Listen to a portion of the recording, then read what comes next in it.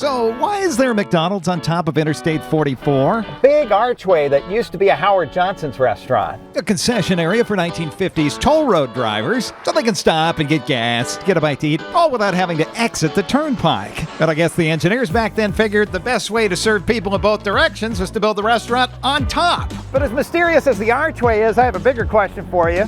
How does a state with only 4 million people end up with 600 miles of toll roads? After most states stopped building turnpikes and embraced federal aid to build freeways, Oklahoma kind of never stopped. Every day we see all 50 states. Lots of traffic going coast to coast crosses Oklahoma. I don't think anybody's a fan of paying a toll. Think of the turnpikes as a service. It's just a faster way or a safer way to get someplace. How the state ended up with 12 toll roads. And why hasn't the turnpike behind me that's 70 years old paid itself off yet? Well, this is the story of Sooner State residents who, given the choice between higher taxes to build roads or more tolls to build roads, they pick the tolls every single time.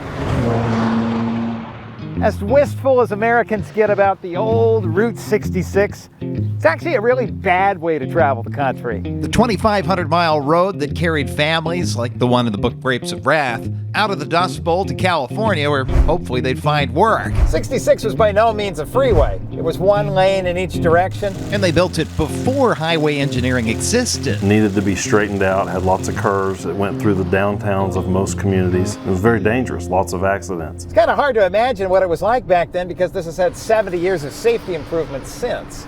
Originally built with 9-foot lanes, so only 18 feet of pavement width. Joey Kelly manages Oklahoma's turnpikes, and it all started in 1947 with the dream of a better road between the two biggest cities, Oklahoma City and Tulsa. A modern high-speed road like cities on the coasts were building. To build a modern highway like this would cost about $30 million at the time, and the state motor fuel tax was just over a nickel.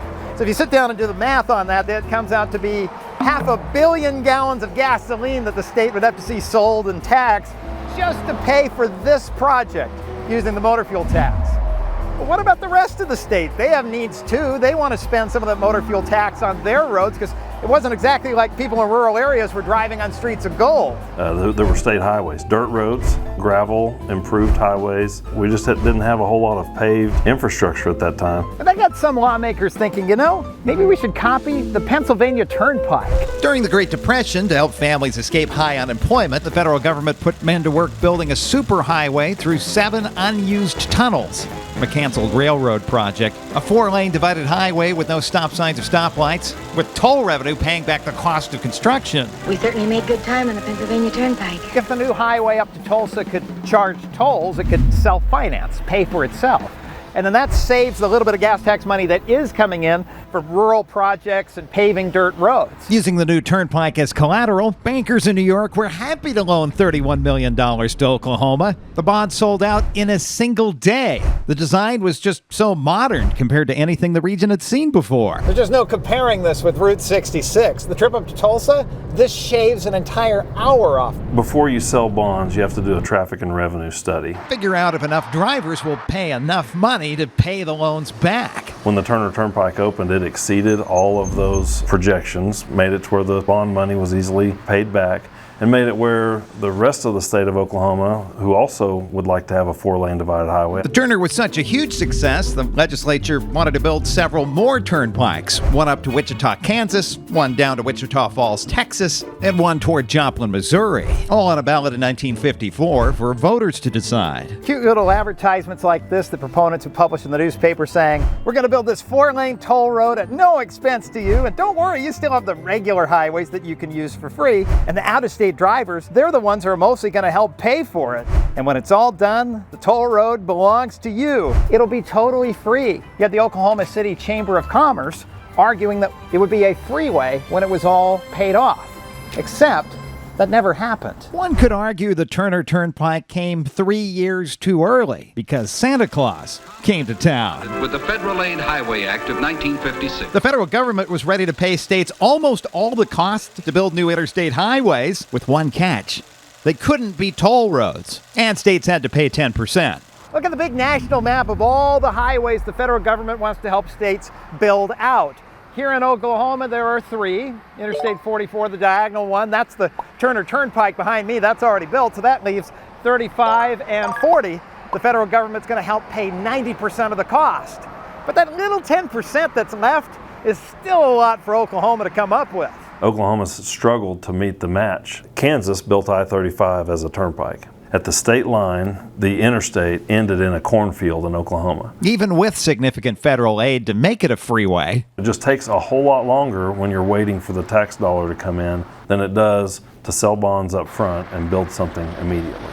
So it's 1966 and Oklahoma finds themselves at a literal fork in the road. Now they could do what other states are doing and significantly raise their gas tax to generate that money for the federal match and also to maintain the interstate highways as free highways once they're part of their freeway systems. Colorado did that. They liked the Turner Turnpike so much they copied it and built the Boulder Turnpike and made it free once it was paid off. Oklahoma decided to do something entirely different. could Oklahoma's toll roads become the Three Musketeers? All for one and one for all. Made it much more feasible if we were able to cross-pledge our network, so we only have one turnpike network in our state, meaning that if you pay a toll on one turnpike, it goes to fund the entire system. Cross-pledging is the reason why you're still paying a toll on a 70-year-old turnpike, and it's actually kind of neat. But to explain it, I need to go get something real quick. This video is not sponsored by AI video generation software. The future of YouTube is here, so who needs on-the-ground reporting when you can make beautiful shots like this at home for free?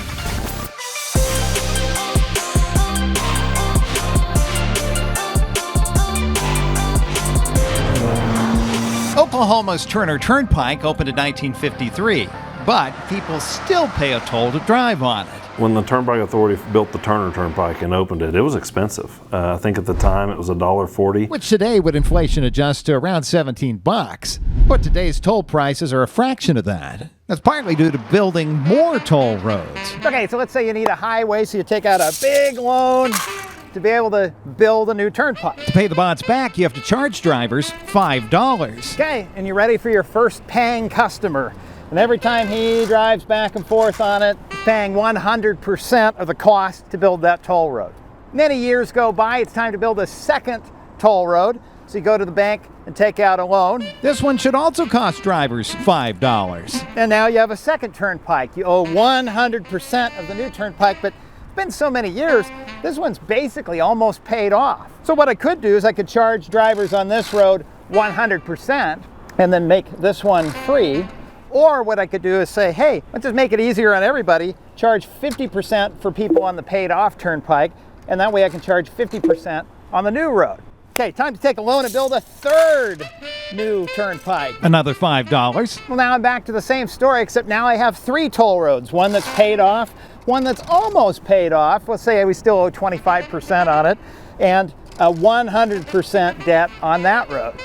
Same thing, I could make this road free. And charge tolls on the two remaining turnpikes. Or I can just share it across all three roads and say, well, what's 125% divided by 3? What, 40%? You see how this keeps working as you add more and more toll roads and kind of pay it all off as a network? The price for everything, especially the new toll roads, goes down. And that's exactly what Oklahoma are doing. Our toll network's going to average around 6 cents a mile to drive in Oklahoma, Colorado, Texas. Toll authorities that may only have one toll road. Some of the other surrounding states that have much, much higher per mile toll charges. There's a lot of upsides to building roads this way, but of course the big downside is they have to kind of keep charging tolls forever, no matter how much equity they've invested into trying to keep the price down. Yeah, so the question comes up all the time, are the tolls ever going to be free? And there is a way for that to happen. But No infrastructure, whether you're talking about roads or water or rail or anything, is maintenance free. Take OTA's budget in this pie graph here, and probably because they've done a good job paying their turnpikes off, but look at that, 45% of their budget goes to this thing called asset preservation. And what's that? Well, it means keeping the thing fixed up so it doesn't fall apart. so even if the legislature bought out the toll roads and added them to the freeway network, The DOT has to accept taking this large infrastructure that requires lots of maintenance every year. and with one of the lowest gas taxes in the country, the Oklahoma Department of Transportation might not have enough revenue to take care of these roads. Alaska, which is very cheap, Hawaii, which doesn't get any throughput traffic. And New Mexico. And New Mexico is just a half cent, I think, cheaper than Oklahoma. New Mexico's a great state to make a comparison to because when it comes to freeways, they have their north-south ones, I-25, I-35, their I-40 east-west one. There's also I-10 down there, but we'll ignore that. But look at how much more robust the freeway-type network, it just happens to be toll roads, is across Oklahoma. You have diagonal roads, beltways around the major cities. Albuquerque's, there's no beltway, and it's never going to get one, not anytime soon. So it's much more likely that we expand turnpikes in our state than it is to do away with it because, again, you'd have to raise another tax revenue source. One that charges everybody, not just the people driving on that highway. Clark County, Nevada, home to Las Vegas, did a big gas tax hike to pay for the Boulder City bypass, which every driver in the county pays. Phoenix's Maricopa County, Arizona, did a big regional sales tax and built hundreds of miles of freeway, but everybody pays it, even if you don't have a car. Oklahoma's southern neighbor embraced tolling in a big way, because everything's bigger in Texas. And that includes the public opposition. Extorting money from Texas drivers. Partly because the tolls on some of the roads, it costs $18 one way to ride that stupid tollway. Are so expensive. And it's because there's only 3,000 people a day riding it. Texas, of course, is an entirely different topic. It could be its own video. But here in Oklahoma, people argue, well, I just paid a motor fuel tax and I'm paying a toll over there, so isn't that double taxation?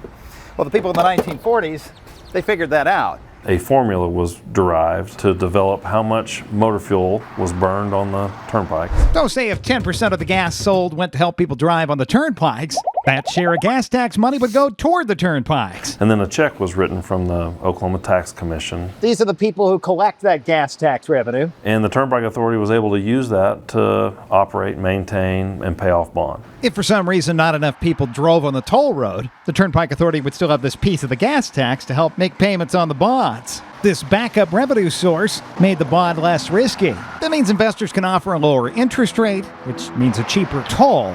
But then a funny thing happened. Traffic was so good, they didn't need that tax revenue anymore. Ever since the 90s, that money that's been given to the Turnpike Authority, we've been able to say, no, we don't need that to service our debt. And we take that dollar and give it to the Department of Transportation to use on the tax-supported system. As soon as I exit the turnpike, I'm back on taxpayer-supported roads.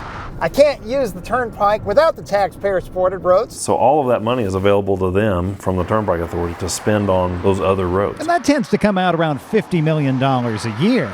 So when the turnpikes do make a lot of money, who gets to keep it? Joe tells me the Turnpike Authority is just as much a state agency as the Oklahoma Department of Transportation is. They're not a private company that's trying to turn a profit. We're a zero sum, so the amount of money that comes into the Turnpike Authority is put to something by the end of the year. So if they do turn a profit, they have to spend that money on a turnpike project somewhere in Oklahoma. We have additional revenue, we build another project, we do another maintenance project. But here's how they get you. See that price board over there? People with the Pike Pass pay half the price the rest of us do when they have to scan our license plate. Now, I do have my California Fast Track tag, but it doesn't work in Oklahoma, at least not yet.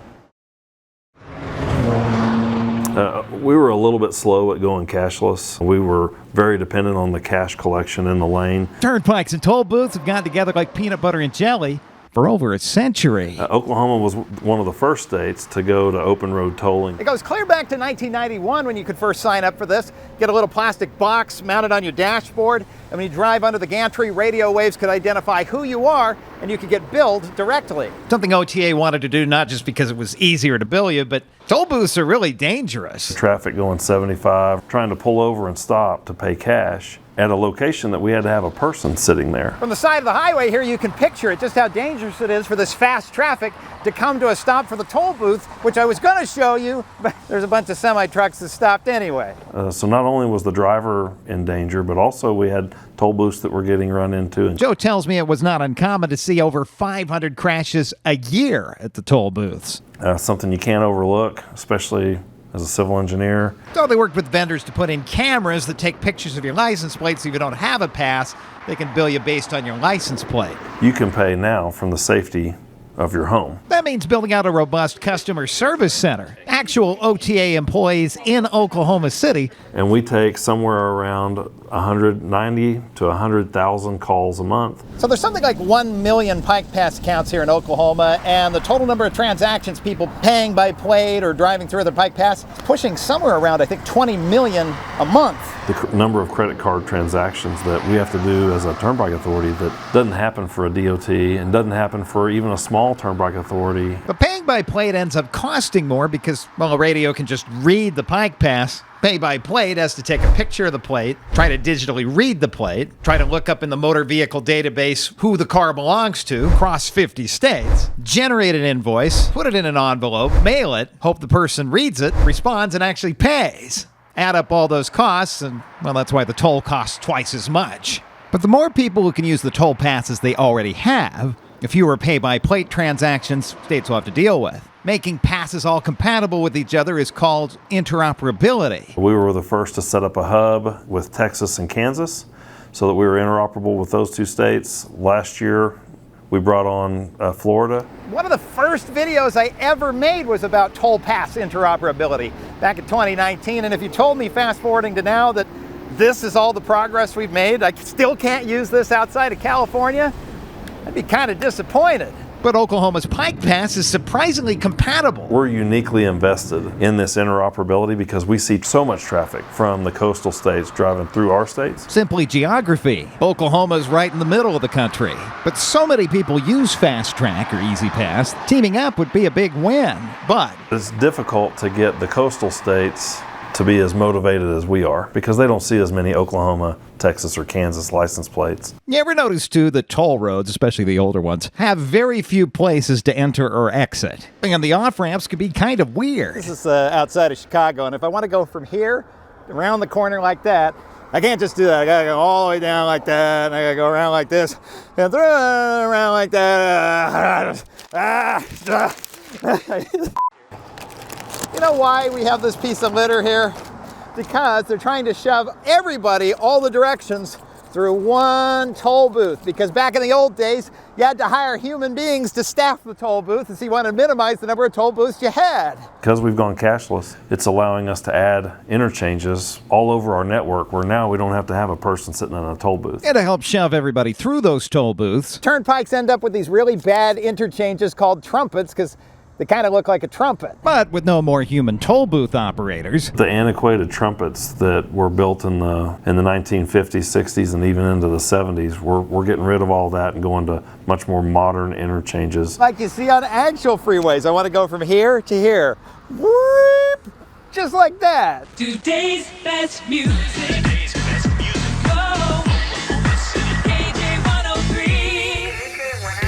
I didn't grow up around toll roads, so I could see if I ever had to move to Oklahoma City, having to still pay down there on the Turner Turnpike a toll on a 70-year-old road, that would kind of annoy me. But I'd sleep better at night knowing that there are over $8 billion worth of projects in the pipeline over the next 15 years, and half of them are from Turnpike revenue.